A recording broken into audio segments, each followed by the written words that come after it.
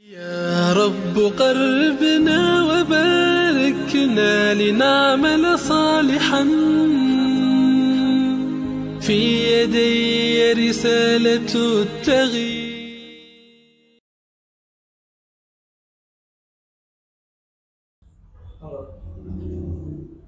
Assalamualaikum warahmatullahi wabarakatuh. Alhamdulillahirabbil alamin. Wassalatu wassalamu ala asrofil anbiya'i wal mursalin sayyidina Muhammadin wa ala alihi wa sahbihi ajma'in. Rabbi shrah li sadri wa yassir li amri wahlul 'uqdatam min lisani yafqahu qawli. Alhamdulillah, puji syukur kita kehadirat Allah Subhanahu wa taala, kita bisa berjumpa kembali pada kajian rutin kita, yaitu kajian ruqyah syariah.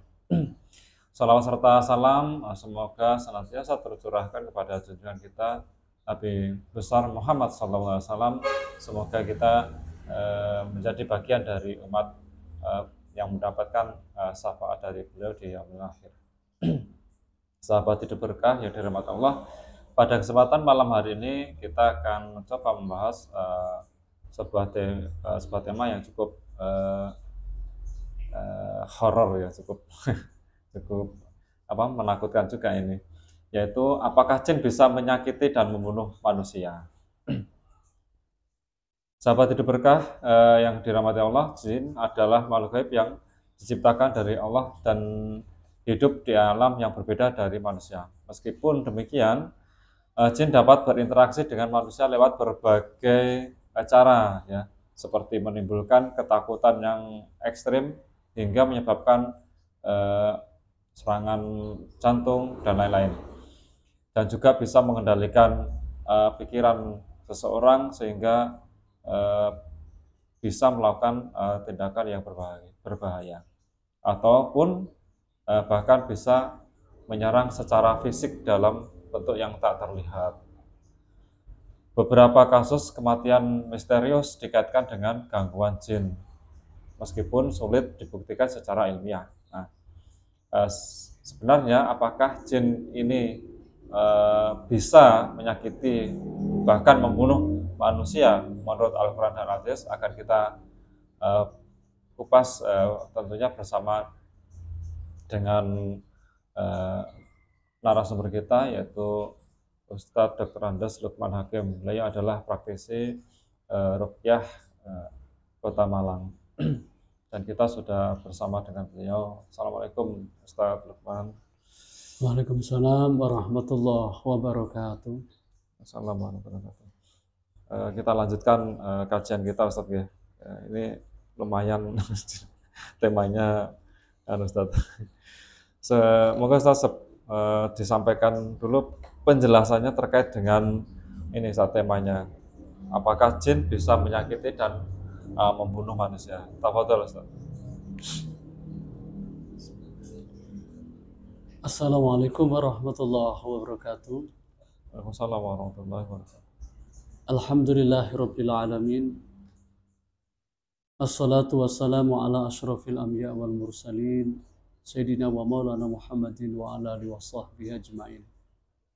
Qala Allah ta'ala fi kitabihil karim, a'udzu billahi samil alim minasyaitonir rajim. Ya ma'saral jinni wal insi in istata'tum an tanfuzu min aqtaris samawati wal ard fanfuzu la tanfuzuna illa bisultan fa bi ayyi ala'i rabbikuma tukadziban. Wa qala Rasulullah sallallahu alaihi wasallam, as-syaitanu yajri min bani adam majrad dam.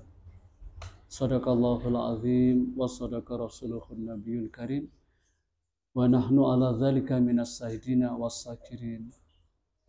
Sahabat hidup berkah yang dimuliakan oleh Allah Subhanahu wa taala, tidak ada bosan-bosannya senantiasa kita bersyukur kepada Allah Subhanahu wa taala, tidak bosan-bosannya kita memuji kepada Allah Subhanahu wa taala atas semua limpahan nikmat, anugerah, taufik hidayahnya kepada kita, sehingga sampai saat ini kita masih istiqomah di dalam iman Islam dan berusaha untuk mendakwakannya sampai akhir zaman. Sahabat yang saya muliakan, pada malam hari ini bahasan ruqyah kita adalah tentang apakah jin itu bisa menyakiti manusia bahkan bisa membunuh manusia? Ini pertanyaannya. Jadi apakah jin itu bisa menyakiti bahkan membunuh manusia? Jawabnya semua itu adalah bisa. Tentunya biiznillah, dengan izin Allah Subhanahu wa taala. Jadi kalau kita membahas tentang dunia jin, kita pernah mendengarkan kisahnya Nabi Sulaiman alaihissalam. Pada waktu Nabi Sulaiman kepingin memindahkan singgasana Ratu Bilqis. Nah, kemudian dari kalangan bangsa jin ditawarkan siapa yang bisa. Ternyata dari satu ada yang bisa, ya. Jadi bahasanya bisa. Anda duduk, nanti berdiri sudah ada di sini.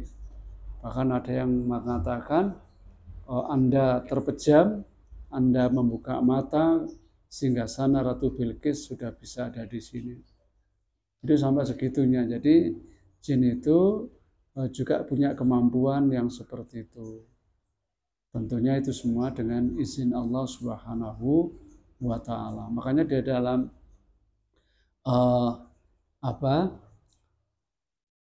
hadis Nabi bahwa al-jinnu salah satu asnaf. Jin itu ada 3 kelompok. Ada jin yang terdiri dari kalajengking ular, ada jin yang menetap, ada jin yang berpindah-pindah. Ya. Jadi ini menunjukkan karakter jin itu memang beda-beda. Ada yang punya kekuatan super, ya. Nah, kita bayangkan jin yang menggoda Nabi pada waktu Mi'raj, Isra Mi'raj itu tentunya bukan jin yang kaleng-kaleng, ya. Mesti jin yang hebat, tapi dengan izin Allah, Rasulullah minta tolong sama Allah, akhirnya jin Ifrit itu hancur lebur. Nah, tadi makanya kalau untuk sekedar menyakiti itu Masya Allah sangat bisa. Ya, tapi apakah jin itu tiba-tiba begitu saja menyakiti manusia? Ya. Jadi apakah jin itu tiba-tiba menyakiti manusia? Tidak. Jadi banyak jalan jin itu bisa menyakiti manusia. Karena satu, bisa karena dia terzalimi. Contoh,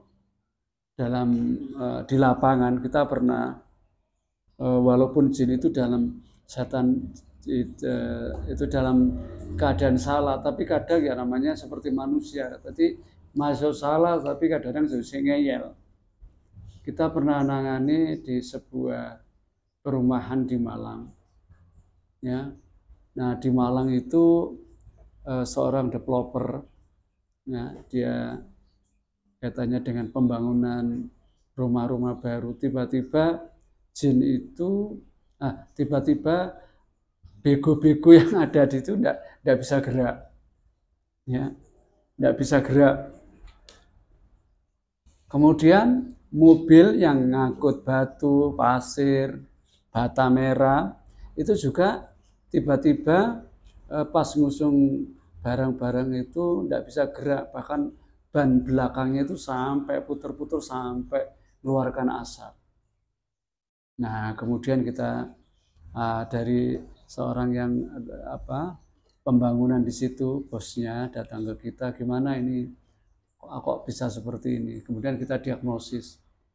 Ada apa? Ternyata suatu saat karena orang tertentu itu, ya, mungkin baru hijrah atau saking semangatnya gitu, ya, berhijrah, di dekat perumahannya yang dibangun itu ada sebuah banyak pohon kolang-kaling. Nah, pohon kolang-kaling itu ternyata di tempat itu digunakan banyak ritual. Oleh siapa? Oleh dukun paranormal untuk ngecas jin. Pada waktu mau mengadakan kesenian tertentu, pada waktu nyiwer, pada waktu nyarang. Nah, karena tahu seperti itu, seorang developer ini, ya, dia tidak usah babi bu, kemudian dibuldoser, ya, diratakan, dipotong, dipaparas pohon-pohon itu. Nah, Setelah itu kejadiannya seperti itulah. Jadi seperti itu. Masya Allah. Nah, kemudian kita diundang untuk sana, kemudian kita datangi, kita ya sama, kita ruqyah biasa, tapi cuma cara meruqyahnya apa cara ruqyahnya kita bikinkan air ruqyah, daun bidara, kemudian kita dakwai. Ya ma'asarul jinni, kalau kamu selama ini berada di sini, ya, saya minta kamu keluar karena Allah. Mulai sekarang pindah. Kalau ada di antara teman-teman kami tadi yang ngusir-ngusir kamu, ngerusak tempatmu, ya tolonglah dimaafkan, dimaklumi. Tapi alasan apapun, sekarang kamu saya minta pindah ke tempat yang lain. Bisa, terutama kalau bisa pindah ke masjid, pindah ke musola-musola terdekat. Qadarullah biiznillah, akhirnya kita perciki di perumahan itu yang beberapa tahap itu. Biiznillah, dengan pertolongan Allah, akhirnya perumahan itu nyaman, begonya bisa bergerak, mobil-mobil itu juga bisa ngusung dengan baik. Nah, ternyata apa? Jadi jin itu nyakiti manusia, bahkan mungkin godo, jengkel itu juga karena mungkin ya mereka karena membela diri. Nah, kasus di lapangan juga ada seorang ibu-ibu di sini tuh di perumahan Tata Surya. Jadi ibu ini sakit pinggulnya. Dia cerita sudah dipijat, sudah diginikan, tidak sembuh-sembuh. Nah, kemudian kita diagnosis, semenjak kapan sampean sakit? Semenjak saya rekreasi ke kebun raya Purwodadi. Qadarullah atau gimana, hujan deras, kemudian dia tanpa sadar moro nun sewu bahasanya kebelet nguyuh, ya, kebelet kencing, tidak bisa nahan. Nah, kemudian dia kencing sembarangan. Allahu Akbar. Nah, pada waktu kita tangani, subhanallah, dia bilang kurang ajar orang ini. Loh, kenapa kurang ajar? Dia kencing sembarangan mengenai aku, sehingga aku jengkel. Kemudian bahasa kita, aku tabok pinggangnya, ya, pantatnya aku tabok. Semenjak itu sakit, masya Allah. Terus kita minta pemakluman. Bukan kita takut sama jin, bukan. Harus dipahami ya. Yes, kalau gitu kan, saya meminta maafkan orang ini karena dalam Quran itu Allah ceritakan bahwa dari kalangan bangsamu itu bisa melihat manusia, sedang manusia itu tidak bisa lihat kamu, oleh karena itu minta dimaklumi. Ayo saya minta kamu keluar karena Allah. Keluar karena Allah. Biiznillah, dengan izin Allah, Allah kasih sembuh. Jadi ternyata jin itu juga bisa bikin sakit. Nah, kemudian di lapangan juga kita pernah nangani ada pasien dari Kediri. Jadi anak muda kurang lebih umurnya pada waktu itu sudah mendekati 30 tahun. Dia seorang programmer kalau nggak salah. Itu ditakdirkan oleh Allah sakit, ya. Jadi sakit itu berak terus, ya, berak, bahkan sudah sampai habis kotorannya, sehingga yang keluar itu lendir-lendir kuning. Ibunya bilang ke kita, Ustadz, orang anak saya ini kalau ganti pakaian dalam sehari itu bisa 30 kali. Allahu Akbar. Nah, kemudian sudah berobat kemana, Bu? Sudah berobat ke mana-mana, bahkan ke dokter ini, dokter itu, bahkan sampai Singapura. Ini Singapura sungguhan ya, bukan singgah di dapur. Jadi Singapura. Nah, kemudian kita diagnosis, kenapa? Sampai 2 kali pertemuan. Qadarullah terbuka. Ternyata apa? Anak ini, ayo keluar, kamu siapa? Saya bacakannya. Kemudian jinnya bentak-bentak. Anak ini kurang ajar. Kenapa kurang ajar? Apa salahnya anak ini?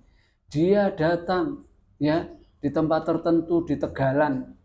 Apa? Tegalan itu bahasa Indonesianya apa? Kebun pekarangan. Ya, pekarangan. Nah, di situ ada apa? Di situ ada rumahku. Ya, ada namanya, kalau bahasa desa itu namanya jumlengan. Jadi WC yang di pekarangan. Jadi nggak serapi yang di rumah-rumah itu enggak. Lah, ngapain? Terus kemudian dia didatang ke situ, kemudian mungkin nggak baca doa atau merasa terganggu dengan kedatangannya, dia di situ kemudian dia sakit. Nah, terus pada waktu kita tangani, terus kamu apakan ini? Aku rusak. Ya. Apa? Ternyata benar. Menurut keterangan dokter, dia kena gangguan kanker rektum. Kanker rektum. Oh, saya rusak. Saya bikin itu kesakitan. Allahu Akbar. Kemudian kita tangin, ya biidznillah dengan pertolongan Allah, tolong sama Allah, akhirnya sembuh. Allahu Akbar. Jadi jin itu kadang-kadang nyakiti manusia itu bukan semata-mata karena nyakiti, karena bisa karena terganggu, bisa karena kita nggak berdoa. Allahu Akbar. Jadi kalau sakit itu seperti itu banyak ya. Iya. Nah, hatta dalam kasus yang lain banyak sekali. Bahkan sampai kita sering dapat informasi dari keluarga yang kita tangani bahwa saudaranya itu meninggal lantaran kena gangguan jin, kena sihir. Dari sihir yang kaitannya pertamanya sihir marot, terutama sihir marot itu sihir yang bernuansa dibikin sakit. Walaupun semua sihir itu mesti sekian persen ngefek sakit, nah pusing, dada sesak, susah bernafas. Tapi kalau sihir marot itu memang ditujukan untuk supaya orang itu kesakitan, sehingga jam-jam tertentu dia sakit, terutama menjelang asar, ya menjelang asar. Jadi asar menjelang maghrib itu biasanya sakit. Bahkan jin itu juga bisa membunuh manusia. Loh, apa dasarnya? Apa dalilnya? Dia ada ya. Jadi kisah itu bahwa di zaman Nabi ada namanya sahabat Abu Sa'id Al-Khudri. Ya, dia Abu Sa'id Al-Khudri itu pas sholat dia terganggu karena di sebelahnya itu dia melihat ada ular. Cuma mau dibunuh, dia menahan. Ya, akhirnya nggak jadi dibunuh. Kemudian dia bersama sahabatnya pergi ke medan laga, ke medan perang, yaitu di medan perang Khandaq. Nah, di perang Khandaq itu ada seorang sahabat, mungkin dia mantan baru atau gimana, kemudian izin kepada Nabi, saya izin mau pulang karena ada informasi seperti ini, ya ada informasi yang kurang nyaman. Dia datang pulang ke rumahnya, ya oleh Nabi sudah dibawakan, ini kamu pakai senjata tombak. Entah Nabi sudah ada firasat, ya Nabi sudah dikasih tahu sama Allah atau apa, dikasih tombak. Nah, datang dari itu kemudian dilihat istrinya ada di depan rumah. Nah, ini tradisi di sana, budaya di sana ini tidak lazim. Istrinya hampir dipenggal, hampir mau disakiti. Kenapa? Tidak layak seorang wanita apa itu di depan rumah gitu. Ya. Nah, kemudian setelah itu istrinya mengadu, wahai suamiku di sana ada ular. Kemudian dilihatlah ternyata ada ular. Kemudian wah, dia bunuh mau ditombak ular itu, ternyata terjadi perkelahian. Qadarullah semuanya mati. Ya. Nah, ternyata hal ini diceritakan kepada Nabi. Apa kata Rasulullah? Dia adalah penjelmaan jin. Ya, penjelmaan jin. Nah, ternyata dari kasus inilah bisa dipahami bahwa jin itu juga bisa sampai kelasnya membunuh. Baik dalam tasyakul menyerupai ular ataupun dalam tema-tema sihir yang kaitannya sihir supaya menyakiti orang sampai hatta untuk dibunuh. Wallahu a'lam. Ya. Lumayan agak ini lumayan horor cerita-ceritanya ini. Iya. Ya sedikit ya. Kalau dibayangkan juga menakutkan, Ustaz. Iya. Nah, terkait dengan tema tadi, Ustaz. Nah, ini bagaimana jin itu bisa sampai membunuh manusia itu, Ustaz? Apakah langsung atau seperti tadi menyerupai berganti wujud begitu, Ustaz? Biasanya yang terjadi. Jadi jin itu membunuh manusia dari berbagai cara dan berbagai macam sebab. Jadi bisa karena dia terganggu. Makanya Rasulullah ngajari kaitannya dengan fikih. Maka dalam Islam itu ada istinja. Pada waktu istinja kita tidak boleh istinja di lubang-lubang. Karena boleh jadi lubang itu adalah lubang persembunyiannya ular dari jelmaan jin atau kalajengking yang penjelmaan jin. Nah, Islam itu mengatur sampai segitunya. Makanya kalau kita sebagai muslim ya, itu mesti tahu ada istinja itu nggak sampai kencing di sembarang lubang. Boleh jadi seperti itu sebagaimana yang kita ceritakan tadi. Atau karena jin itu terganggu, atau juga karena ada nuansa kena sihir. Sihir itu banyak ya, ada kurang lebih ada 9 sampai 12 sihir macamnya. Termasuk sihirnya di situ adalah sihir kaitannya dengan sihir marot, dibikin supaya sakit yang parah, bahkan sampai dibunuh. Dan kita di lapangan sering nangani seperti itu. Jadi paketnya itu paket bunuh. Jadi bukan paket menyakiti lagi. Ada seorang profesor tertentu di kampus tertentu di Malang, itu paketnya paket bunuh. Nah, jadi dikirim dari sihir dari daerah-daerah tertentu yang terkenal itu. Bahkan kita sampai dialog, ya, ternyata maharnya untuk membunuh itu variatif. Jadi variatif itu, jadi kalau orang sudah hatinya rusak untuk membunuh ya dengan perantaraan jin, nah itu sudah tidak mikir masalah duit. Piro yang penting hatinya terpuaskan. Piro yang penting hartanya ini terjaga. Piro yang penting dia dendamnya tersampaikan. Bahkan ada sihir itu yang kita pernah nangani itu sihir paket 1 miliar. Jadi maharnya itu 1 miliar. Kenapa? Karena itu terjadi pada seseorang seseorang itu tuan tanah di daerah tertentu yang itu kalau dijual itu 1 meternya bisa 4 sampai 5 juta, bayangkan. Nah, kemudian karena dari keluarga itu ada yang satu kepingin menguasai, sehingga karena buruk hatinya kakaknya disihir junun, sihir gila. Ya. Jadi sampai segitunya, masya Allah. Jadi setan, jin itu bisa menyakiti manusia karena bisa terganggu, bisa melalui pintu-pintu sihir, ya. Jadi seperti itu, masya Allah. Nauzubillah. Ya. Tentunya dengan izin Allah semuanya. Ya, semua dengan izin. Dan tentunya bagi kita seperti yang disampaikan tadi harus ini senantiasa berdoa, Ustaz, ya. Ketika di tempat-tempat tertentu. Nah, kebalikannya Ustadz, apakah manusia bisa membunuh jin seperti itu? Nah, kita kan tahu jin umurnya ribuan tahun dan lain sebagainya. Oh iya, di lapangan itu bahwa jin ya, kalau sekelas jin saja itu juga bisa terbunuh, bisa meninggal, bisa mati. Tapi sekelas iblis itu dalam ayat Al-Quran itu memang secara umum ditangguhkan sampai hari kiamat. Ya, tetapi sekelas anak buah iblis itu ya mati sebagaimana manusia mati. Dasirnya mana? Dalilnya mana? Ya dalilnya dari hadis yang menceritakan tentang kisah seorang manten baru yang mengikuti perang Khandaq. Dia berkelahi dengan ular, ternyata ularnya mati, dia pun juga mati. Nah, seperti itu. Terus banyak di lapangan bahwa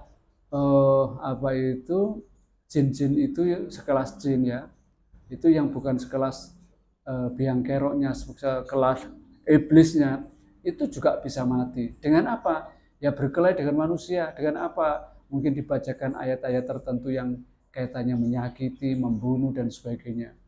Kan dari bacaan ayat Al-Quran itu kan banyak ya. Walaupun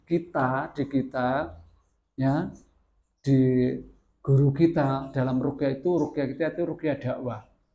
Jadi cenderung mayoritas ruqyah tanpa kesurupan, ruqyah dakwah didakwai dulu. Kalau dia mau masuk Islam, ya, kemudian dia mau keluar karena Allah menggagalkan sihirnya, kita tidak ada yang temanya bunuh-membunuh. Beda dari ada orang tertentu yang pakai metode tertentu, isinya kalau kalau meruqyah itu cenderung sembelih, bunuh, bakar. Kalau di kita rukyahnya cenderung dakwah. Kalau didakwai diajak masuk Islam tidak mau, ya masih ngeyel menyakiti, bahkan mereka sempat debat dengan kita. Jadi pertanyaannya segini, kenapa kamu bantu orang ini? Ya biarkan saja orang ini. Saya jawab enggak. Innamal mu'minuna ikhwatun, sesungguhnya sesama muslim itu bersaudara. Ya makanya saya ini bantu saudara. Tetap kita juga bisa mengislahkan.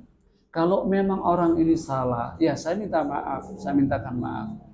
Nanti di situ ada islah. Apa ada? Ada. Pada waktu jin itu apa bisa memahami? Bisa. Ya, jadi jangan dibayangkan bahwa jin itu semuanya serem-serem membunuh kita. Tidak juga. Ya, tidak juga. Makanya bahwa dari jin itu dalam surat Al-Jin ayat 11 insyaallah, bahwa dari kalangan kami juga ada yang beriman, yang soleh. Itu. Ada yang soleh. Makanya Allah benarkan oleh Allah dalam Quran, wa ma khalaqtul jinna wal insa illa liya'budun. Tidaklah Allah menciptakan jin dan manusia kecuali untuk mengabdi, untuk menghamba, untuk menyembah kepada Allah. Dari itu kan beban taklifnya itu jin itu juga muslim. Kalau tidak muslim ya nggak mungkin sama Allah dibebani untuk taat sama Allah. Seperti itu. Di samping balik, bisa berakal, ya, dia juga muslim. Wallahu a'lam. Ya, Ustaz. Ini Ustaz. Dulu kan juga ada kasus pembunuh ya, pembunuhan atau kasarnya pembantaian begitu. Iya. Ya. Nah, yang itu juga orang-orangnya itu mampu ya mencium dengan penciumannya menemukan sasarannya yang ingin dibunuh itu, Ustaz. Nah, secara normal manusia kan juga tidak bisa kan, Ustaz. Nah, ini apakah juga terkait dengan jin juga, Ustaz? Ya, pernah kita dengar di kasus tertentu pertengkaran yang ada di negeri kita.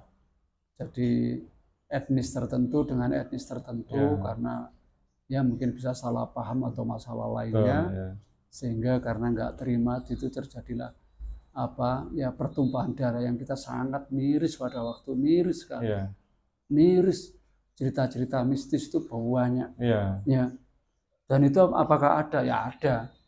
Jadi sekelas orang bisa membaca etnis tertentu, nah itu apa bisa? Ya bisa. Dari baunya. Dari baunya. Karena mereka juga dibantu dengan jin-jin yang mereka undang lewat ritual-ritual tertentu.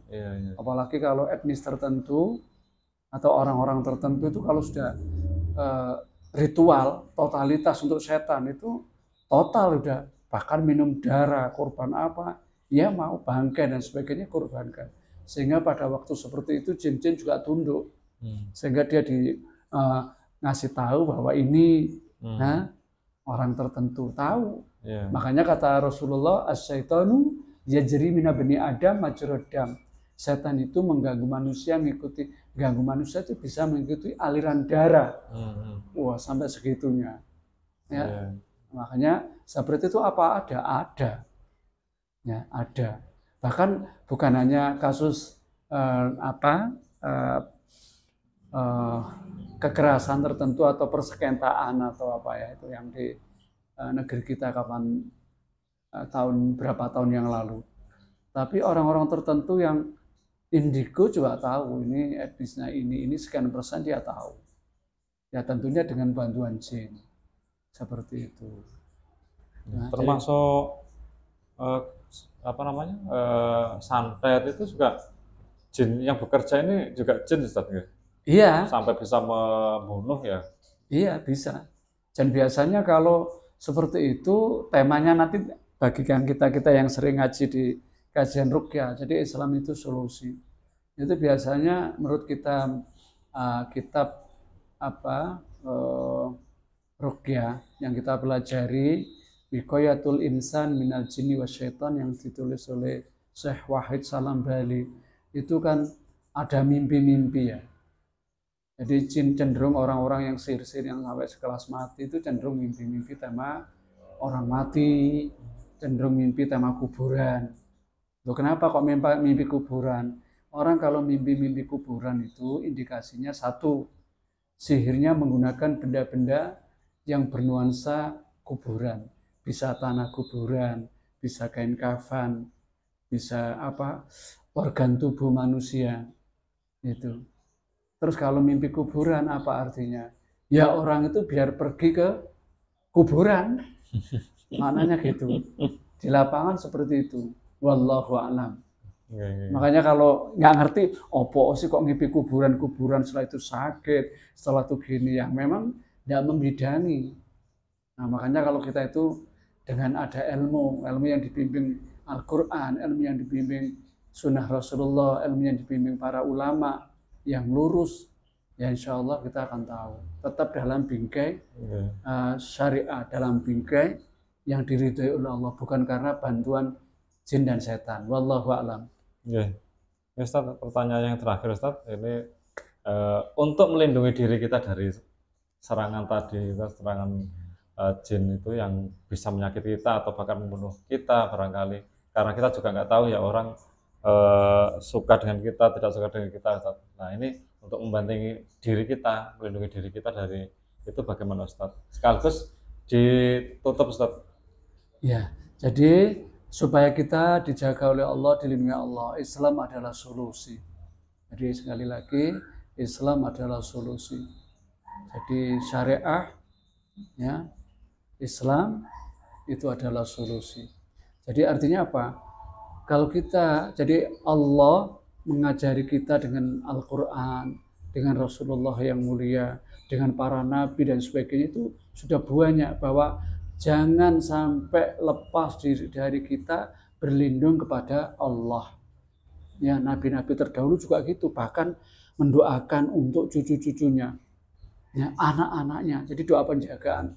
Seperti kalau kita yang jelas paling mudah berta'awudz, a'udzubillahi minasyaitonirrajim. Doa lain dalam Al-Quran, Rabbi inni a'udzubika min hamazati syayatin wa a'udzubika rabbi ayahdurun. Terus bisa membaca ayat kursi, trikul, al-mu'awwidzatain, termasuk al-mu'awwidzatain, al-falaq, an-nas. Itu kan penjagaan dari segala keburukan dari makhluknya, termasuk sihir dan lain sebagainya. Itu penjagaan. Terus apalagi sholat itu juga penjagaan. Makanya siapa yang sholat subuh, dia dalam penjagaan Allah. Siapa yang membaca Bismillahirrahmanirrahim la yadurru 3 kali pada subuh, pada asar, tidak ada bahaya langit dan bumi. Oh, masih banyak lagi. Siapa yang baca ayat kursi, pagi hari Allah jaga mulai pagi sampai sore. Dibaca sore, Allah jaga sore sampai pagi. Ini penjagaan. Makanya dalam Islam itu sudah banyak penjagaan. Termasuk sedekah itu juga benteng. Oleh karena itu kita sebagai muslim tidak boleh takut dengan jin. Ya, tak boleh takut kepada jin. Ya, tidak boleh takut dengan sihir. Ya, karena yakinlah bahwa Allah melindungi kita, menjaga kita. Juga kita tingkatkan ketaatan ibadah. Karena dengan ketaatan ibadah ini juga bagian dari benteng. Sedekah. Terus apalagi jangan mendolimi orang lain. Jangan mendolimi makhluk-makhluk Allah yang lain. Nah, insya Allah dengan ketaatan yang seperti ini, kita terhindar dari hal-hal yang seperti itu. Andai kata pun kita sudah berbuat baik, kok ada yang masih nyihir, insya Allah Allah menjaga kita. Allah menolong kita, karena jin itu sendiri kalau dikirim untuk nyakiti orang yang beriman, aslinya dia kesakitan. Dia tidak mau, cuma salah alamat begitu saja, bahkan dia kesakitan. Dan lebih mudah untuk dikeluarkan melalui metode ruqyah. Wallahu a'lam. Jadi itu yang bisa kita sampaikan. Sekali lagi, kalau tak ada benarnya, semuanya dari Allah Subhanahu wa Ta'ala. Kalau ada kurangnya dari kami sendiri, mudah-mudahan Allah mengampuninya. Wallahu a'lam bishawab. Demikian tadi sahabat hidup berkah yang dirahmati Allah, pembahasan kita pada kesempatan malam hari ini dengan tema apakah jin bisa menyakiti dan membunuh manusia. Semoga pembahasan kita bisa menambah wawasan keilmuan kita dan ketakwaan kita kepada Allah Subhanahu wa Ta'ala. Kami yang bertugas pada malam hari ini mohon pamit undur diri. Ada kurang lebihnya mohon maaf. Subhanallah wa bihamdika asyhadu an la ilaha illa anta astaghfiruka wa atubu ilaik. Assalamualaikum warahmatullahi wabarakatuh. Waalaikumsalam warahmatullahi wabarakatuh. يا رب قربنا وباركنا لنعمل صالحا في يدي رسالة التغيير.